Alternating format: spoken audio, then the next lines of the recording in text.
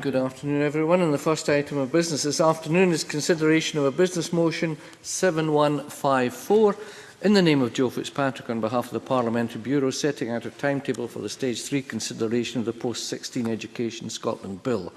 To ask any member who wishes to speak to press their request to speak button now if they wish to speak against it. And no one has. Minister? Thank you very much. So, as no member has asked to speak against the motion, I will now put the question to the Chamber, and the question is that motion 7154 in the name of Joe Fitzpatrick be agreed to. Are we all agreed? Yes. We are. We will now move to portfolio questions, and in order to get as many people in as possible, I would prefer short and succinct questions and answers to match. Please. Question 1, Fiona MacLeod. Thank you, Presiding Officer. To ask the Scottish Government whether there is a mechanism for insisting that local authorities follow the Scottish Commissioner for Children and Young People's guidance on consulting with children and young people on school closures and other significant changes. Minister Alistair Allen. It is important that children and young people affected by a school closure proposal or other significant change understand what is being proposed and have the opportunity to express their views. That is why the legislation in this area already requires children and young people to be consulted. The statutory guidance for these consultations explains how local authorities should go about consulting children and young people. It also makes reference to best practice as set out by the Scottish Commissioner for Children and Young People. Local authorities are not compelled to follow the Commissioner's best practice guidance, but I would certainly encourage them to do so. Fiona MacLeod. Thank you, and I thank the Minister for that answer. But can I draw the Minister's attention to an aspect of East Dunbartonshire Council's yet another informal consultation saga on school closures, where they are sending local authority officers into classes as young as Primary 1, in direct contradiction to the advice in the Commissioner's guidance on page 18, which states, "A genuinely independent person is essential for the process to be respected by participants, parents and carers and other relevant adults." And may I also add that I have recently found out that they are handing out forms to pupils with a pre-ticked box against the statement, "I agree with this." Minister.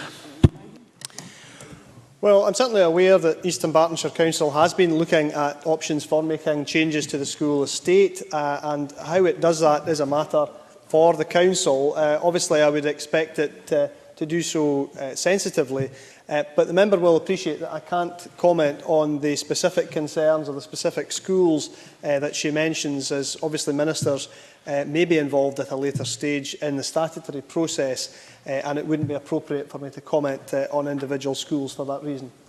Many thanks. Question 2, Tavish Scott. Thank you, Presiding Officer. To ask the Scottish Government whether it has considered issuing maximum travel times for journeys to schools in rural and island areas. Mr Alistair Allen. The Scottish Government has not considered issuing maximum travel times for journeys to school in rural and island areas, as this is a matter for local authorities. Thank you. Grateful to the Minister for that reply. Would he accept, and I'm sure he does as a rural member as well, circumstances where a pupil walking half a mile to a bus stop on unlit roads with no pavements, followed by an hour and a half on a bus on single-track roads, leading to a 3-hour overall commute to a school, could be considered to be detrimental to a pupil's education and well-being, which are terms you will recognise as defined in the 2010 Act on rural school closures. In these circumstances, is this a matter for his government and his policy, or for local authorities? Minister.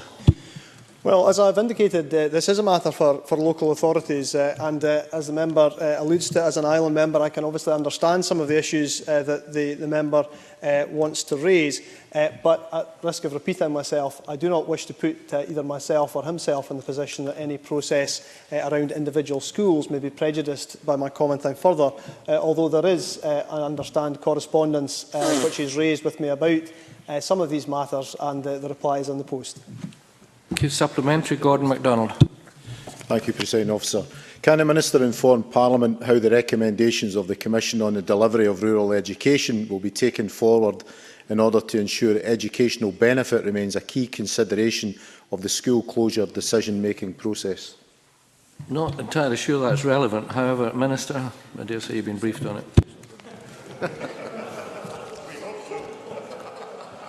Well, the issue of educational benefit was obviously one of the key issues that was raised around the Rural Education Commission report. And although the government certainly accepted the overwhelming majority, indeed all of the recommendations except recommendation 20, dealing with this subject, the reason for that was that we want to ensure that any local authority making a proposal for the closure of a rural school can indeed show that such a closure would be of educational benefit to the children concerned. Many thanks. Question 3 has not been lodged by Alex Johnson.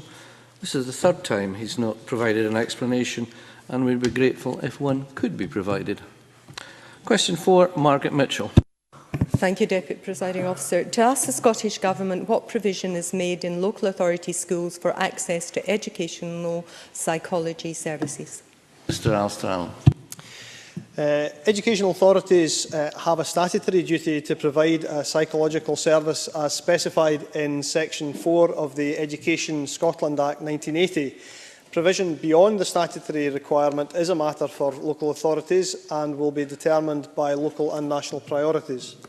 Thank you. Margaret Mitchell. I thank the Minister for that response, and notwithstanding some of the content, the Minister will be aware of the concern raised by the Association of Scottish Principal Educational Psychologists regarding the shortfall in the number of educational psychologists after the Scottish Government withdrew its funding for the Education Psychology Master of Science course.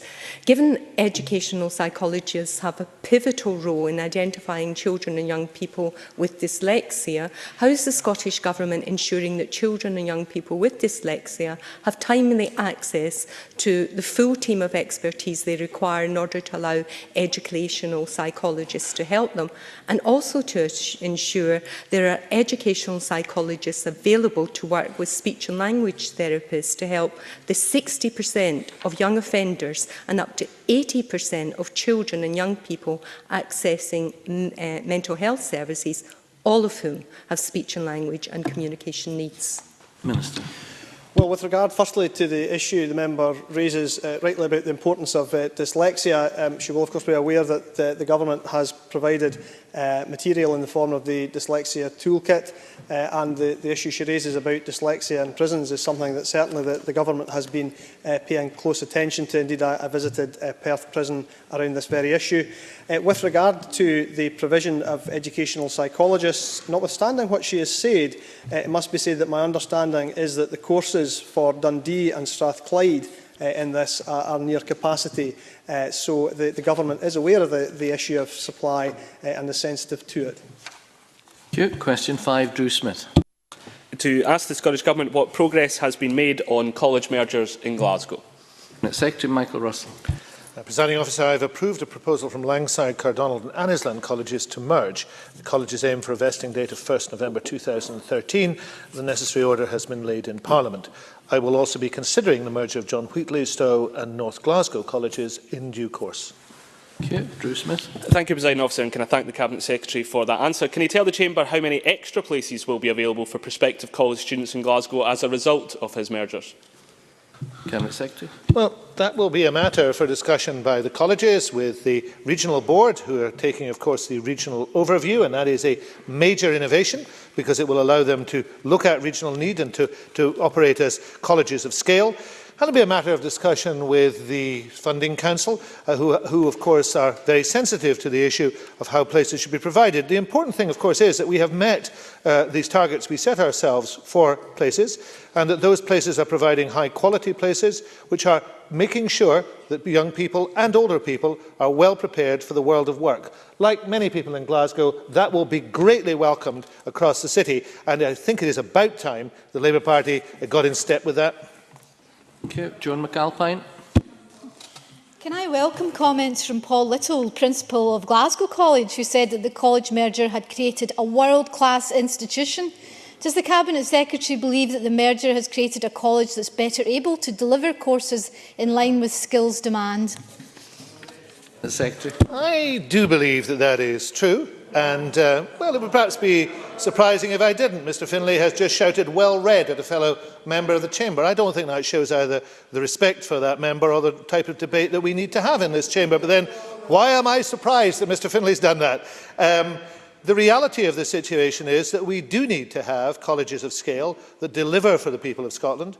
We started off on that process of reform. We've listened to the concerns of the sector. We've worked with the sector. And this afternoon, I hope, we will pass a bill that will put in place regionalisation, that very significant change, and assist the colleges to deliver what they are best at delivering. That's a big step forward. Thank you. Question 6, Liam MacArthur. Thank you, Deputy Presiding Officer. To ask the Scottish Government what steps it's taking to avoid colleges being reclassified as public bodies. Secretary, Mike Russell. Presiding Officer, the reclassification of incorporated Scottish colleges as public bodies is a result of ONS's decision based on existing levels of ministerial controls.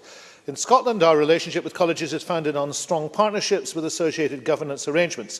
Through the Post-16 Education Scotland Bill, we are strengthening those existing arrangements to improve democratic accountability.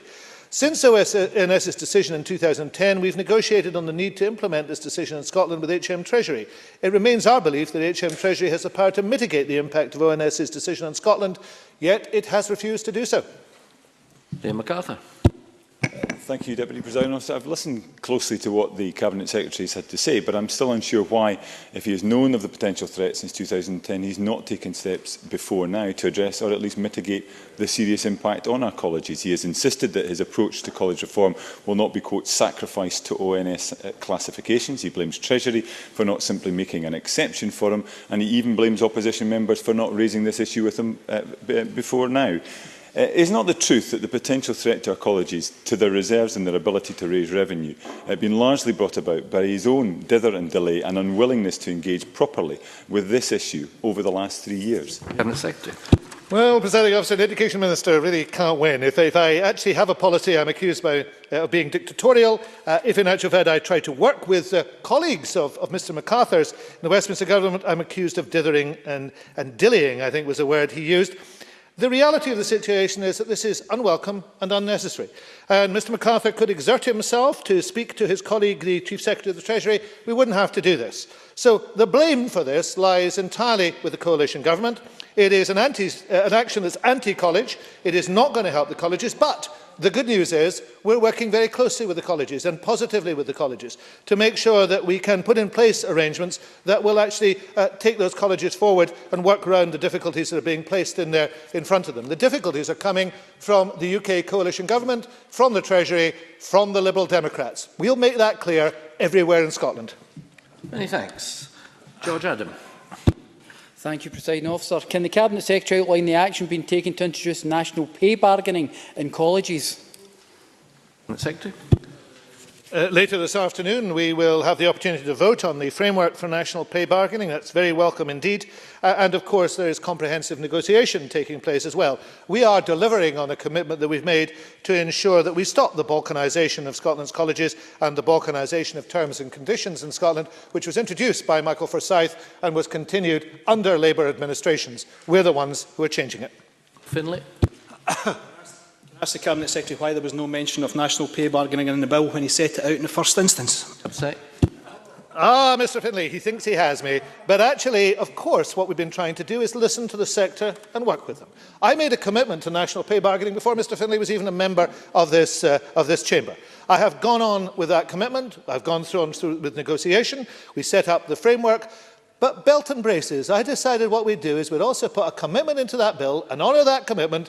Mr Finlay finds that funny. Mr Finlay finds the prospect, astonishingly, of national pay and conditions in the college sector to be entertaining and amusing. That really tells you, Presiding Officer, all you need to know. Mr Finlay has no serious intent in further education, or he has an intent only to laugh at it. My intent as the Minister is to deliver, and that's precisely what we're going to do this afternoon. Excellent. Question 7, John Finney. Thank you, President Officer. To ask the Scottish Government what discussions it has with universities when they are replacing senior posts such as principals. Upset. Mike Russell. Presiding Officer, the recruitment of senior staff is entirely a matter for individual universities as autonomous and independent bodies and not for Scottish ministers. Mr Finney. Thank you. I thank the Cabinet Secretary for that reply. In the forward to the public sector pay policy for staff remits 2011-12, the Cabinet Secretary for Finance, John Swinney, said, and I quote, "To help maintain staffing levels across the public sector, it is essential we restrict pay growth and maintain pay at levels that are affordable and sustainable." And then goes on in pay metrics at paragraph 5 to say a pay freeze for all staff will apply 2011-12. Spice produced a paper on the pay of principals for me, and in the period 2010-11 to 2011-12, the principal of the University of Highlands and Islands' salary increased by 31% to $227,000, an obscene increase to an obscene sum. With that particular post due to be replaced, what steps will the Cabinet Secretary take to bring some restraint into senior academic salaries? And if he doesn't have the powers, what steps is he taking to acquire them? Cabinet Secretary. The member, I'm sure, is aware that when I've been asked questions on this issue or where I've spoken on this issue, I've made it clear that right across the public sector, not just in universities, people need to lead by example. And indeed, I do remember a question on this matter from George Fawkes when he was a member of this chamber, to which I was pleased to respond that I agree with those who say that that example needs to be clear, it needs to be obvious, and it needs to show restraint, particularly at this stage. So I would encourage anybody in the public sector to show that restraint and to lead by example, as indeed ministers and members of this chamber are showing that by not taking pay increases. And I do think it is essential that that happens. And those members of the university sector who ask me for advice on it, and some principals have had a very clear piece of advice, which is do not accept any increase. Make sure you lead by example too. Thank you. Question 8, Murdo Fraser. Thank you. To ask the Scottish Government how it will promote a more diverse school education system. Cabinet Secretary Mike Russell. Presiding Officer, there are considerable freedoms already available to schools in Scotland to govern in a way which best suits local needs and parental wishes. Curriculum for Excellence emphasises the autonomy of teachers and other educational professionals in providing effective and often innovative learning and teaching. Education Scotland also encourages innovation through the new framework for inspection. Murdo Fraser. Can I thank the Cabinet Secretary for his response? In the last few weeks, we've seen an expression of interest from a group of parents in Edinburgh wishing to create a new state school in the capital, and similar contributions and ambitions from various church groups. What encouragement will the Cabinet Secretary give these groups? Cabinet Secretary. We have a clear structure that exists in Scotland through local authority delivery, but it is not monolithic. There are opportunities for others to establish schools if they wish to do so. The very important thing is that all schools in Scotland should meet a very clear standard of education. And indeed, it is that national standard we will insist upon when any new schools arise. But I would encourage parents, if they wish to found a school or create a school, to enter into creative dialogue with their local authority, to make sure that they have the opportunity to deliver, to consider which part of the sector they best fit into. But I don't believe that we should balkanise the education system, and we should judge it also in one very clear way. Whatever structures exist, they must prove to be to the benefit of educational attainment by children. And as long as that can be proved, I'm very relaxed about what innovation takes place, and indeed I encourage innovation, as long as it's driven by that and is seen to be part of the national state system. Thank you very much. Question 9, Margaret McCulloch. To ask the Scottish Government how the Employability Fund is being promoted to colleges and training providers. Minister Angela Constance. Presiding Officer, Skills Development Scotland Employability Fund contracts for 2013-14 were awarded to colleges and training providers in March 2013. In advance of this, Skills Development Scotland held a bidders conference in Perth on the 11th of January this year, and also managed an online question and answer facility to support training providers as they prepared their Employability Fund bids. SDS provides ongoing support to Employability Fund training providers through a dedicated contracts manager, and held a further Employability Fund information session for training providers in Stirling on the 11th of June.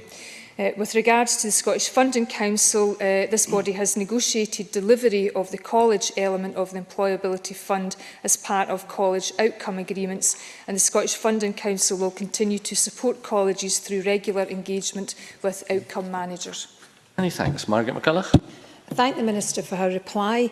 The feedback I have been receiving from the sector suggests that there is some confusion about the role of the local employability partnerships and the new co-commissioning model. What has been done to satisfy that the sector that colleges and training providers who are not members of the LEP are not being placed at a disadvantage when bidding for employability fund contracts because of the LEP's dual role? Specifically, can the Scottish Government provide assurances that any labour market intelligence gathered by the LEP, which should be subject to the Freedom of Information Act, will be published openly? Minister. I think it's very important, as this is the first year of the new Employability Fund. I certainly know from my engagement with organisations like the Scottish Training Federation, colleges, local authorities and other providers that the creation of that Employability Fund is indeed very welcome, and that it's bringing together organisations and funding pots. Notwithstanding that, as it is the first year, I think there is some very important learning that we will be able to reflect upon. I think that's important. We will have to reflect upon the experiences of all providers, particularly as we try and strive to improve outcomes for young people. The member is quite correct. There is a co-commissioning panel which is led by SDS, and the purpose is that it's led by SDS, but it's not a decision taken unilaterally by SDS, and decisions have to reflect local need. But if I can give an assurance that through my ongoing engagement with stakeholders, we will learn and enhance decision-making processes, and I will look at the issues that she raises about local labour market information and as to why that's not subject to freedom of information. I have to say that's news to me, but I'll get back to the member in detail. Thank you. Question 10, Patricia Ferguson. Thank you, Presiding Officer. To ask the Scottish Government what progress there has been in respect of further education college mergers in Glasgow. Cabinet Secretary Mike Russell. Presiding Officer, I've just stated a few minutes ago in my answer to Drew Smith, I have approved a proposal from Langside, Cardonald and Annisland colleges to merge. The colleges aim for a vesting date of 1st November 2013, and the necessary order has been laid in the Parliament. I will also be considering the merger of Stowe, John Wheatley and North Glasgow College in due course. Patricia Ferguson. I'm grateful to the Cabinet Secretary for that response and for his forbearance in repeating it once again. But I wonder if he can tell me what the costs have to date been to facilitate the proposed merger of Stowe, John Wheatley and North Glasgow colleges, and what savings he expects to accrue from the merger when complete. I'm very happy to provide those details to the member in writing. Obviously, some of the figures will still require to come out of the business case and the development of the business case. Overall, the member will be pleased to know that college reform will deliver overall efficiencies of £50 million plus per year from 2014-15. But this is not, of course, all about money. It is about providing a better service to students, more full-time courses, better opportunities for students and colleges of scale. And that is precisely what will take place with these mergers, and that is why they are being so warmly welcomed now. John Mason. Thank you. I wonder if the Cabinet Secretary would agree with me that the new name for any college should be as inclusive as possible and should not give the suggestion that one college might be taking over the other two. Cabinet Secretary. That is an interesting point. There has been no occasion in a college merger where in recent years certainly, where the name of one college simply becomes the name of the whole. I'm encouraging colleges to think creatively and constructively about their names. I would like to see a commemoration of significant figures and significant educational figures within college names. And I think college names that are purely utilitarian or functional perhaps are not as good as the commemoration of some of the great figures. For example, I know there's been a proposal in this particular case to possibly consider the name of Mary Barber. That strikes me as a very positive proposal. I know it's come from the trades unions. I know it's supported by some Labour MSPs. It's not for me to say what a name should be, but it seems to me that that's a very, very positive step forward, and were it to come, I think it would be warmly welcomed. Question 11, Mike McKenzie. To ask the Scottish Government whether it will provide an update on the number of probationary teachers finding employment. Cabinet Secretary Mike Russell. Presiding Officer, employment prospects for teachers generally, including probation teachers, have been improving since the autumn of 2010. The latest indication is that over 90% of 2011-12 probationers were in teaching posts in March 2013. Mike McKenzie. I thank the Cabinet Secretary for that answer, and I wonder if he could also tell me what the percentage of P1 to P3 pupils in classes of size 18 or less or in 2 teacher classes with a pupil-teacher ratio of 18 or less is, and whether this represents an improvement on the percentage for 2006, immediately before this SNP government took office. Secretary. Signing officer percentage is of 18 or fewer is 18.8%, and that's up 6.1 percentage points since 2006. I think that is a growing trend. I think more significantly in primary 1, where legislative sanctions now apply, then the proportion of pupils that is below the set class size is vast, and there's a very tiny number that are in classes above that, and that's largely to do with special circumstances such as allowing siblings to enter the same class. Thanks. Question 12, Jane Baxter. Thank you. To ask the Scottish Government how it is responding to the conclusions on childcare and early years education in the Equal Opportunities Committee's report, Women and Work. Sir Aileen Campbell. We welcome the report of the Equal Opportunities Committee, and I'm pleased to see that the recommendations are consistent with those identified at the Women's Employment Summit held last year in partnership with the STUC. Our long-term ambition is to improve and increase early learning and childcare to match the best in Europe, ensuring it offers the greatest benefit to our most vulnerable children. As a first step, we will legislate through the Children and Young People Bill to increase free and more flexible early learning and childcare provision from 470 hours to 600 hours. This will remove some of the barriers that parents and carers can face in taking up education, training and employment, as well as saving families the equivalent to around £700 per year per child. Thank you. Thank you very much. Jane Baxter. Thank you. I thank the Minister for that answer. I recently had the opportunity to meet with parents and childcare workers in Methil as part of Save the Children's childcare conversation work. The message I got from that discussion was clear, that for too many women, lack of flexible, affordable out-of-school hours childcare is a persistent major barrier to continuing learning and training. Could the Minister please outline what the Scottish Government is doing to meet the need for affordable or free out-of-school hours and school holiday childcare as part of prioritising childcare as a key aspect of our community infrastructure in our most disadvantaged communities? Minister. I thank Jane Baxter for her question. I most recently met Jane at the gingerbread celebrations in Fife in the region that she represents, and I appreciate the input she's had and she's made to this the ongoing debate around childcare from the parents that she's spoken to in Methil.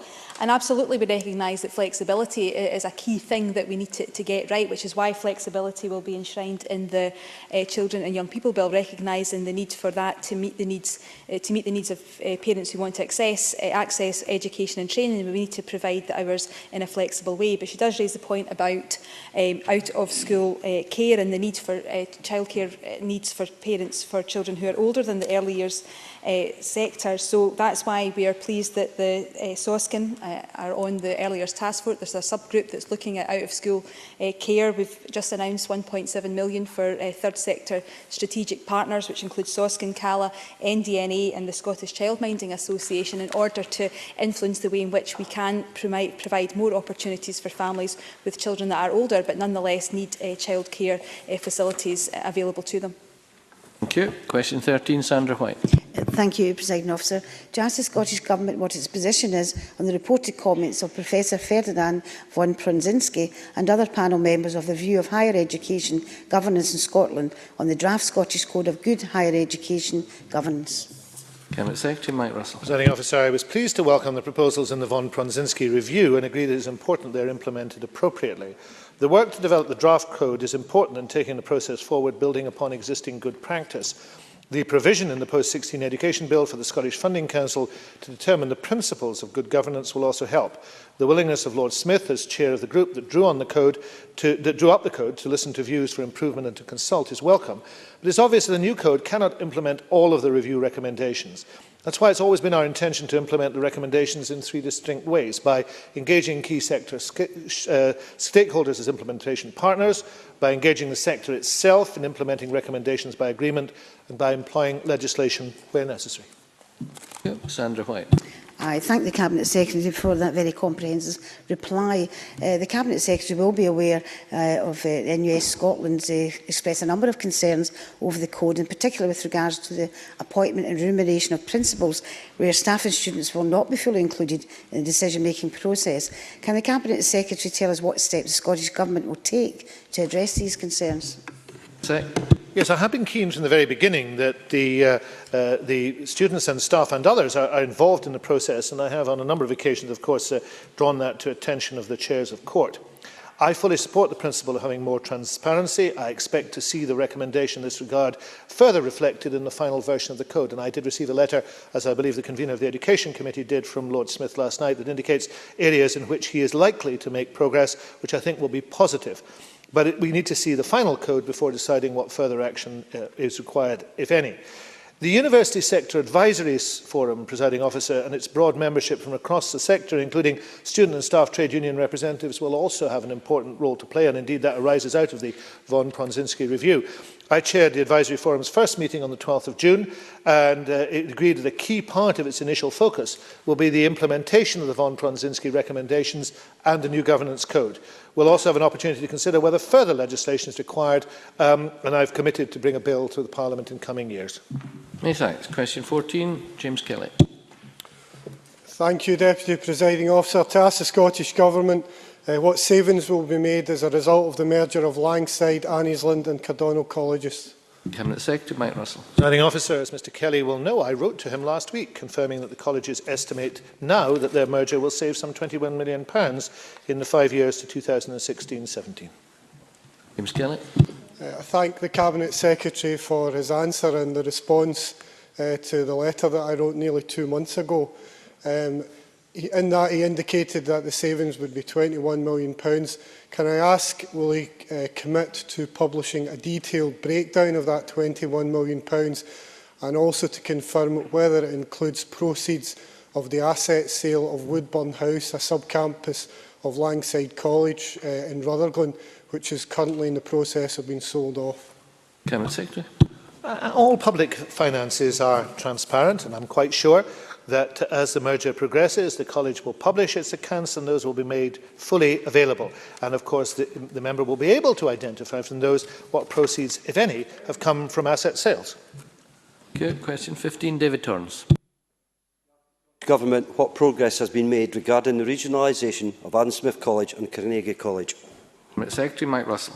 I have approved a proposal from Adam Smith and Carnegie Colleges to merge. The colleges aim for a vesting date of 1st November 2013.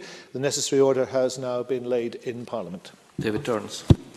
I thank the Cabinet Secretary for his answer. And would the Cabinet Secretary agree that after the recent investigations into Adam Smith College, the HM Inspector's report on behalf of the Scottish Funding Council was excellent considering the amount of uncertainty that both staff and students have been subjected to over the past 16 months?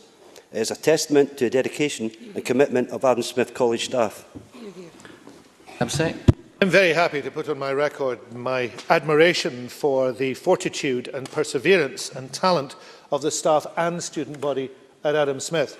I met with them some weeks ago when I visited the college, and I know they were very keen that before the present board goes out of existence, it should acknowledge clearly the mistakes that have been made, and should make sure that the staff recognise that the board members, many of whom were not responsible for these difficulties, recognise the corporate responsibility to apologise to those staff and to make sure that whatever happens in the future, such difficulties should never arise again. This has been an incredibly difficult time for Adam Smith College. I'm quite sure it will come through it well. I know that the new college will do well. I will sure that it will be and is in a strong position ahead of its merger with Carnegie. There needs to be continued improvement, but it is the staff and the students that have carried this college through, and nobody should forget that. Many thanks. Question 16, Rob Gibson. Officer, to ask the Scottish Government what further and higher education is doing to support sustainable economic development through engineering and other fields of study. Cabinet Secretary Mike Russell. Presiding Officer, the Government's further and higher education sector funding and support for engineering and related areas includes colleges which are continually reviewing their curriculum and provision to ensure they meet local economic needs, the establishment of the Energy Skills Partnership across Scotland's colleges, delivering energy and engineering related activity collaboratively across regional and sub-sectoral hubs. The Scottish Funding Council allocated an additional 1,200 undergraduate places from 12-13 to 14-15 and 850 postgraduate places over the next 5 years in science, technology, engineering and mathematics. The establishment of innovation centres of sustainable communities, supporting innovation for future growth and enhanced industry relevance, and the development of an engineering skills investment plan due to be completed by Skills Development Scotland during the summer. Rob Gibson.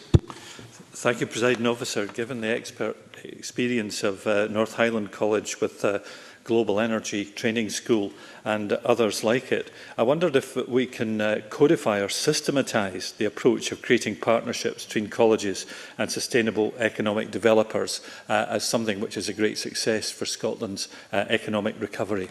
Cabinet Secretary. I think the member is right to pay tribute to North Highland College. I visited myself and seen the remarkable facilities that now exist and the work that's being done. Of course, regional outcome agreements provide a means to demonstrate the move forward in better aligning college provision with the needs of both learners and employers. We want learners to develop the skills and knowledge they need to get a job or a better job or to develop a career. And these arrangements also require colleges to be mindful of their regional and local labour market, prioritising provision to meet those needs. Thank you. Question 17, Chick Brodie. Thank you, Presiding Officer. To ask the Scottish Government how the Curriculum for Excellence will ultimately generate the skills necessary for the growing renewables and energy industry in Scotland. Sir Angela Constance. Presiding Officer, learning and skills development relating to energy, including renewables, is embedded within Curriculum for Excellence and features in a number of qualifications. Within the curricular areas of sciences, technologies and social studies, learners investigate the use and development of renewable energy, and links can be made to cross-curricular themes of sustainable development education. Education Scotland has also developed a range of resources to support teaching on energy and to build young people's awareness of careers in the sector, including learning journeys on renewables within STEM Central and Working in Energy Sector leaflet for schools. Okay, Chick Brodie. I thank the Minister for her answer. Not including the supply chain, there are already around 12,000 jobs supported through Scotland's renewable energy industries. And the EET Committee recently had that a further 60,000 engineers and project managers will be required over the next 10 years to support Scotland's energy industries. Ensuring that our school children have the necessary skills to meet this challenge will make a huge contribution to achieving Scotland's ambitious energy targets. Does the Minister agree with me that we must do all we can to give our school children at the earliest stage the awareness and skills they may need to engage in this huge employment opportunity? Minister. Presiding Officer, I agree with the member that it's absolutely imperative that young people, and in particular young women, are aware of the opportunities in the energy sector, and that our school children have the opportunity to develop the skills and qualifications that they need to unlock job opportunities in this area. I'm also very aware of the committee's inquiry and interest in getting more women to pursue STEM subjects and STEM careers. As the member will be aware, in terms of Curriculum for Excellence, at its heart are skills for learning, life and work, and we do continue to see a strong uptake and attainment in science and maths, particularly at higher and advanced level. I should add a broader theme that both Energy Skills Scotland and the Commission for Developing Scotland's Young Workforce both have a very positive contribution to make to doing more to facilitate partnerships where we get a better connectivity between the world of education and the world of work, so that our young people are better informed and have better pathways to the opportunities that exist now and tomorrow. Thanks. Question 18, Bruce Crawford. Thank you, Presiding Officer. To ask the Scottish Government how important the classroom assistants are in enabling young people to achieve their full educational potential. Minister Alistair Allen. Support staff have a very valuable contribution to make in supporting children and young people to achieve positive learning outcomes, and have a key role in helping young people, especially some of our most vulnerable children, to remain included, engaged and involved throughout their school careers. Thank you. Bruce Crawford. I thank the Minister for his answer. Given the importance and value so well outlined by the Minister in regard to the classroom assistants, does the Minister understand my disappointment that the Stirling Tory Labour Council is considering reducing the number of classroom assistants? And does the Minister further understand the disappointment, dismay that both pupils and parents in the Stirling area are feeling towards this so-called Better Together administration as a result of these planned reductions? Thank you. Minister. The Scottish Government, of course, doesn't employ teachers directly or classroom assistants, and therefore can't guarantee levels of employment in Stirling or any other local authority. However, Scottish local authorities have been able to avoid making these cuts in other cases, and in other authorities these cuts to important jobs. So there is no obvious good reason why Stirling could not drop these potentially harmful plans and provide the same level of service there that is provided elsewhere. Okay, briefly, Hugh Henry. Perhaps the Minister could outline the no obvious good reason for Renfrewshire Council under the SNP doing away with classroom assistants. Alistair Allen. Well, I think it's worth saying that in Scotland the number of classroom assistants nationally has, my understanding is, in the last survey of teachers fallen by 7 in the last year. So I'm not sure that the picture that the member paints of a decline in classroom assistants across Scotland is one that bears much examination. Exactly. And that concludes Education and Lifelong